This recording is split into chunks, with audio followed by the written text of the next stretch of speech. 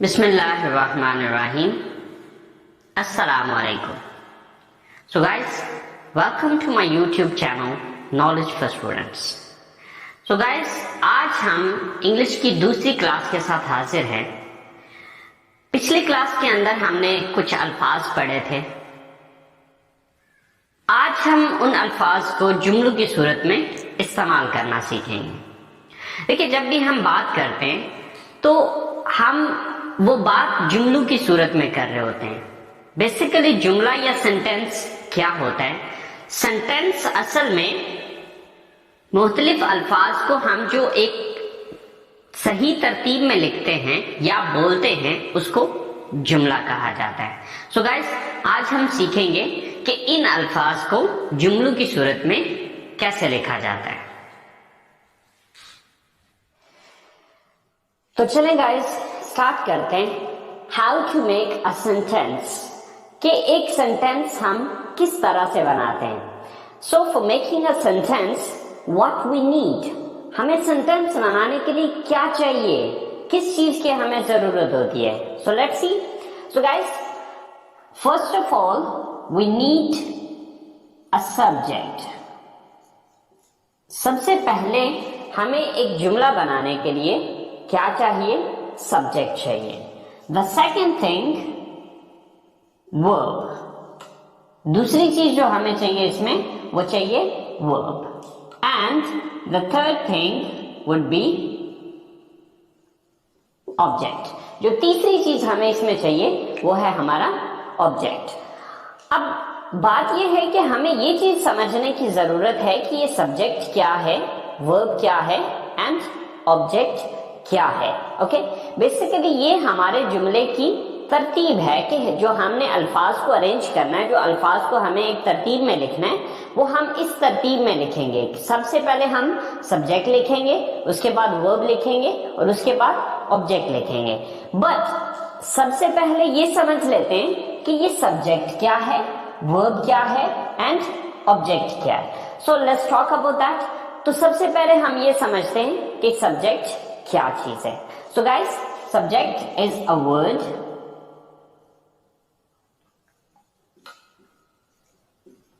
or a phrase which shows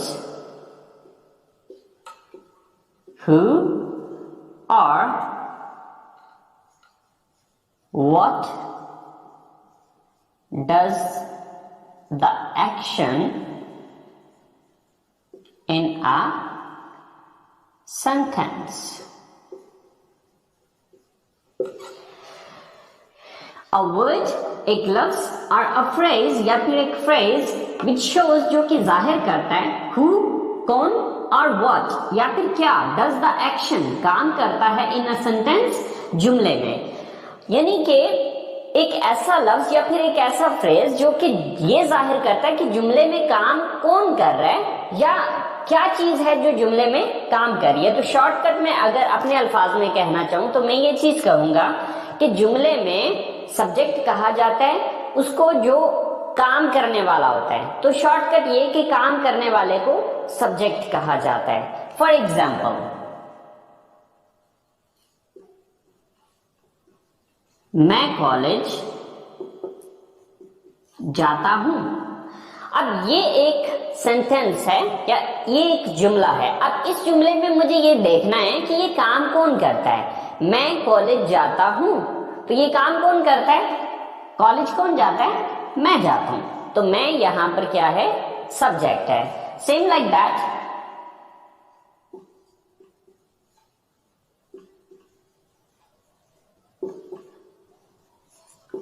हम cricket खेलते हैं. अब हम क्रिकेट खेलते हैं, इस जुमले के अंदर ये काम कौन करता है? क्रिकेट कौन खेलता है? हम खेलते हैं. सो हम यहां पर सब्जेक्ट है.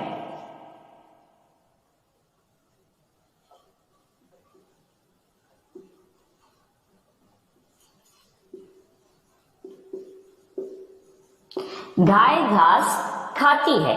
अब ये काम कौन करता है? यहां पर इस जुमले को अगर हम देखें तो ये काम गाय करती है. घास कौन खाती है? गाय खाती है. सो गाय यहां पर सब्जेक्ट है। तो सिंपल ये कि जुमले के अंदर काम करने वाले को सब्जेक्ट कहा जाता है। सो गाइस, चले हम चलते हैं अपने सेकंड पॉइंट की तरफ। सो हमारा सेकंड पॉइंट है verb. So what is a verb? Verb होता क्या है? तो चले देखते हैं। A word which shows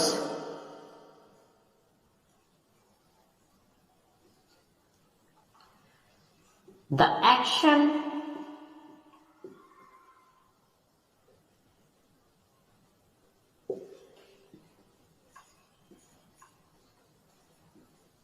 occurrence or a state। A word एक लफ्ज which shows जो कि जाहिर करता है the action किसी एक्शन को, occurrence किसी वाक्य को, और a state या फिर किसी हालत को। Okay, so for example,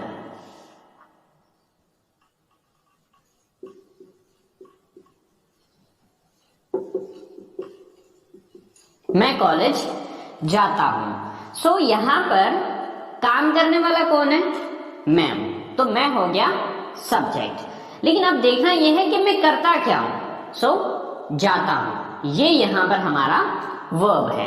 same like that,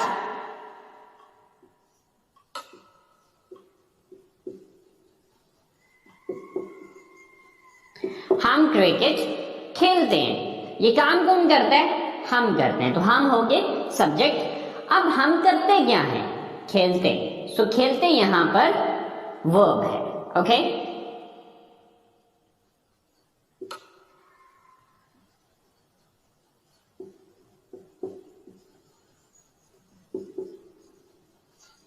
आप इंग्लिश सीखते हैं। ये काम कौन करता है?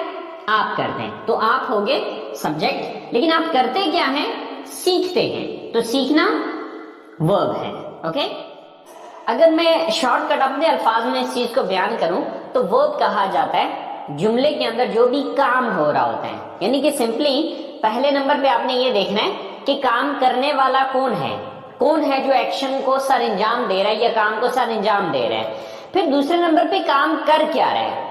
ठीक है, तो वर्ब हो गया कोई भी काम। तो सेकंड नंबर पे जो आपने चीज लिखनी होती है वो है वर्ब। सो हमारी तीसरी चीज है ऑब्जेक्ट। सो ऑब्जेक्ट क्या है? A word or a phrase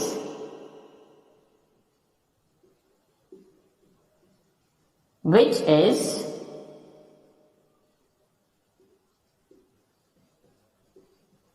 affected by the action of a verb। A word एक लफ्ज और a phrase या फिर एक phrase which is affected by the action of a verb, जिस पर किसी वर्ब का या किसी काम का असर हुआ होता है। तो यानी कि शॉर्टकट अगर मैं अपने अल्फाज में समझाऊं तो जिस चीज पर काम वाकया हो रहा होता है उस चीज को ऑब्जेक्ट कहा जाता है। मिसाल के तौर पे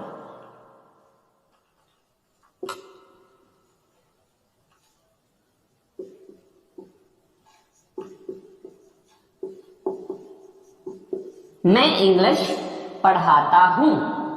अब ये एक जुमला है। अब मैं यहां पर सब्जेक्ट है क्योंकि मैं ये काम करता हूं। मैं काम क्या करता हूं? पढ़ाता हूं। तो ये काम हो गया, लेकिन पढ़ाता क्या चीज हूं? ये पढ़ाने का अमल किस चीज पे हो रहा है? इंग्लिश पे। तो इंग्लिश यहां पर ऑब्जेक्ट है। Okay, so same like that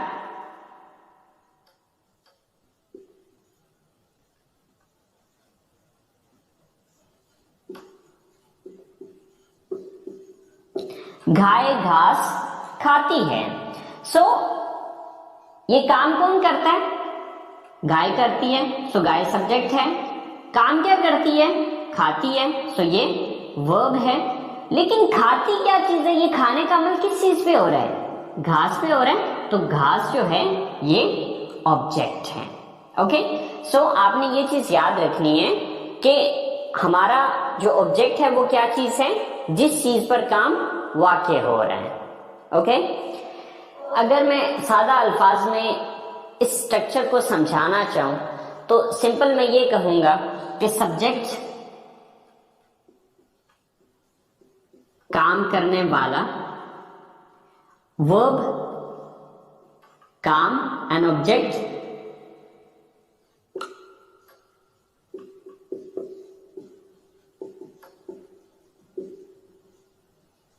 जिस चीज पर काम हो रहा हो। जब भी आपने एक उर्दू जुमले को इंग्लिश में लेके आना है तो उसके लिए आपने इस तरतीब को फॉलो करना है, या इस ऑर्डर को, इस अरेंजमेंट को फॉलो करना है कि सबसे पहले आपने उर्दू जुमले के अंदर ये चीज देखनी है कि इस जुमले में काम कौन कर रहा है, सबसे पहले उसकी इंग्लिश लिखनी है। दूसरे नंबर पे फिर ये देखना है कि ये बंदा या ये चीज काम क्या करती है, उसकी इंग्लिश लिखनी है। और उसके बाद फिर तीसरी चीज आ जाएगी कि ये चीज नोटिस करनी है कि किस चीज पर वो काम करता है। ओके, इस तरतीब को फॉलो करते हुए आप हजारों के हिसाब से जुमले खुद से बना सकते हैं अगर आपको उन अल्फाज की इंग्लिश आती हो। तो चलें गाइस, कुछ एग्जांपल्स देखते हैं, कुछ उर्दू स्टेटमेंट्स बनाते हैं और उनको इंग्लिश में ट्रांसलेट करके देखते हैं। तो सो गाइस शुरू करते हैं। ये हमने कुछ 4-5 स्टेटमेंट्स लिखी हैं। अब इन स्टेटमेंट्स को हम इंग्लिश में ट्रांसलेट करके देखते हैं। सो गाइस हमने फॉलो करना है इस स्ट्रक्चर को। ओके, तो अब देखिए कि सबसे पहले हमें क्या लिखना है। अब इस जुमले को हम इंग्लिश में ट्रांसलेट करना चाह रहे हैं तो सबसे पहले हम ये चीज देखेंगे कि इसमें सब्जेक्ट कौन है। सब्जेक्ट किसको कहते हैं, काम करने वाले को। मैं किताब पढ़ता हूं, तो अब इसमें सबसे पहले मैं ये नोटिस करूंगा कि ये काम कौन करता है इस जुमले में। तो ये किताब कौन पढ़ता है, तो किताब कौन पढ़ता है, मैं पढ़ता हूं। तो मैं की इंग्लिश सबसे पहले लिखी जाएगी। तो मैं की इंग्लिश क्या है, आई। ओके, इसके बाद सब्जेक्ट मैंने लिख दिया। इसके बाद दूसरी चीज आ जाएगी वर्ब। वर्ब किसको कहा जाता है, काम को कहा जाता है। तो अब देखना यह है कि मैं काम क्या करता हूं, तो मैं पढ़ता हूं। मैं किताब पढ़ता हूं, तो मैं काम कौन सा करता हूं, पढ़ता हूं। तो अब दूसरे नंबर पे जो मुझे इंग्लिश लिखनी होगी वो पढ़ना की इंग्लिश है। तो पढ़ना की इंग्लिश क्या है, रीड। I read. दो चीजें होगी। अब तीसरी चीज के पढ़ता क्या हूं, ये पढ़ने का अमल किस चीज पे हो रहा है। अब देखिए इसकी इंग्लिश में लिख चुका हूं, इसकी इंग्लिश भी हो चुकी है। तो ये पढ़ने का अमल किस चीज को पढ़ा जा रहा है, किताब को पढ़ा जा रहा है। तो किताब की इंग्लिश तीसरे नंबर पे आ जाएगी। तो किताब की इंग्लिश होती है बुक। तो आपकी यही स्टेटमेंट जो आप उर्दू में ये कह रहे हैं कि मैं किताब पढ़ता हूं, इंग्लिश में ये होगा I read book. Okay, same like that the next statement is हम खाना पकाते हैं। तो अब सबसे पहले हम इसमें ये देखेंगे कि काम करने वाला कौन है, ये काम कौन करता है। तो ये काम करता है हम की इंग्लिश क्या होती है,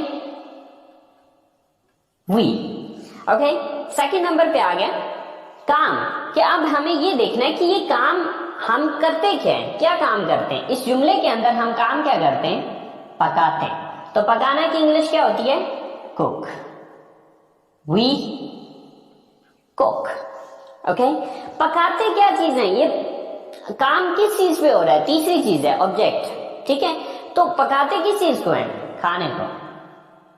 we cook the food. Okay, so your statement is complete. हम खाना पकाते हैं, in English we cook the food. हम खाना पकाते हैं। Same like that, we move to third statement. Our third statement is आप इंग्लिश बोलते हैं। So सबसे पहले ये देखना है कि ये काम कौन करता है। सबसे पहले सब्जेक्ट देखना है, काम करने वाला कौन है, आप हैं। आपकी इंग्लिश क्या है, you. Okay, काम क्या करते हैं, बोलते हैं। Sir speak. थर्ड थिंग के बोलते क्या है, इंग्लिश। Sir English.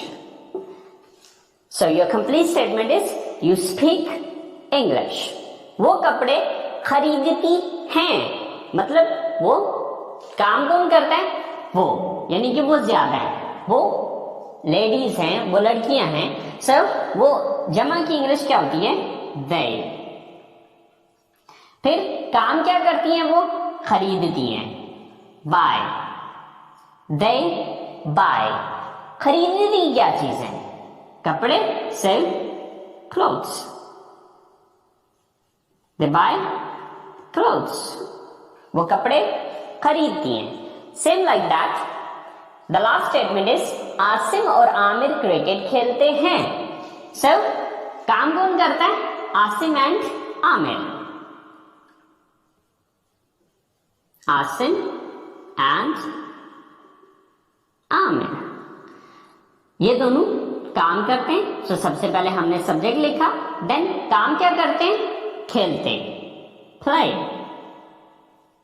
क्या चीज खेलते हैं? Cricket. So, Asim and Aamir play cricket. Asim और आमिर क्रिकेट खेलते हैं। सो गाइस, आपने मेन आपकी ये स्ट्रक्चर है। If you understand this thing, this is really really important. ये बहुत इंपॉर्टेंट चीज है। अगर आप इस चीज को अंडरस्टैंड कर लेते हैं तो हजारों के हिसाब से जुमले आप खुद से बना सकते हैं। It's not difficult, it's very simple, very easy. Okay, if you understand this thing, this is the main point. ये हमारा मेन पॉइंट है। और अगर आप इस चीज को समझ जाते हैं तो आप आसानी से हजारों के हिसाब से जुमले बना सकते हैं, अगर इन अल्फाज की आपको इंग्लिश आती है। ओके, सो गाइस, आज हमने सीखा कि एक सिंपल सेंटेंस बनाने के लिए हमें किन चीजों की जरूरत होती है। तो हमने समझा कि हमें 3 चीजों की जरूरत होती है। Number 1 subject, number 2 verb and number 3 object. Subject मैंने बताया कि काम करने वाले को सब्जेक्ट कहा जाता है। ये आपकी सबसे पहली चीज है जो आपने उर्दू से इंग्लिश में ट्रांसलेट करते हुए सबसे पहले नंबर पे रखनी है। दूसरे नंबर पे आ जाएगा वर्ब। वर्ब कहा जाता है किसी भी एक्शन या किसी भी स्टेट को, मतलब किसी भी काम को आप सिंपल अपने अल्फाज में काम कह सकते हैं। कि देखना ये है कि जो काम करने वाला है वो काम क्या कर रहा है। और फिर तीसरे नंबर पे ऑब्जेक्ट, यानी कि ये काम किस चीज पर हो रहा है। बस ये तरतीब आप अपने जहन में रखें और इस तरतीब को मद्देनजर रखते हुए आप हजारों स्टेटमेंट्स आसानी से खुद से बना सकते हैं। सो गाइस, ये आप लोगों का होमवर्क है। 10 स्टेटमेंट्स हैं जो कि एज अ होमवर्क मैं आप लोगों को दे रहा हूं। ओके, सबसे पहली स्टेटमेंट है हम किताबें खरीदते हैं। नंबर 2 वो म्यूजिक सुनते हैं। नंबर 3 आप फिल्में देखते हैं। नंबर 4 मैं बर्गर पसंद करता हूँ। नंबर 5 हम चाय पीते हैं। नंबर 6 आप कंप्यूटर इस्तेमाल करते हैं। नंबर 7 मैं फुटबॉल खेलता हूँ। नंबर 8 आप उर्दू बोलते हैं। नंबर 9 अली और साकिब कॉलेज जाते हैं। और नंबर 10 हम जूस पीते हैं। सो गाइस, ये 10 स्टेटमेंट्स आपने अपने तौर पे कोशिश करनी है, खुद से आपने इन स्टेटमेंट्स को बनाना है और बना के इनको बोलने की कोशिश करनी है। बिकॉज स्टेटमेंट्स लिखना अलग चीज होती है, इनको बोलना एक अलग चीज है। सो हम बात कर रहे हैं स्पीकिंग की। ओके, सो आप जितना ज्यादा आप इन अल्फाज को, इन जुमलों को अपनी जुबान से अदा करेंगे, उतना ज्यादा आपकी रवानी बनती चली जाएगी। सो गाइस, कल ये स्टेटमेंट्स मैं खुद भी बना के आपको बताऊंगा, तो आप देख लीजिएगा कि आपने उन स्टेटमेंट्स को कैसे बनाया था और मैंने इन स्टेटमेंट्स को कैसे बनाया है। अगर कोई थोड़ी बहुत मिस्टेक हो गई है, डजंट मैटर, स्टार्ट है, स्टार्ट में डेफिनेटली थोड़ी बहुत मिस्टेक्स होंगी, बट कोई मसला नहीं है। आपने कोशिश करनी है अपनी तरफ से इस काम को करने की, and with the passage of time इंशाल्लाह आप अपने अंदर चेंजेस देखेंगे कि आप इस चीज को इम्प्रूव कर रहे हैं। सो गाइस, उम्मीद करता हूँ आपके आज के लेसन को आप लोगों ने एंजॉय किया होगा, एंड इंशाल्लाह जिंदगी रही तो मुलाकात होगी आपसे अगले लेसन के साथ। Wish you all the best. So Allah Hafiz.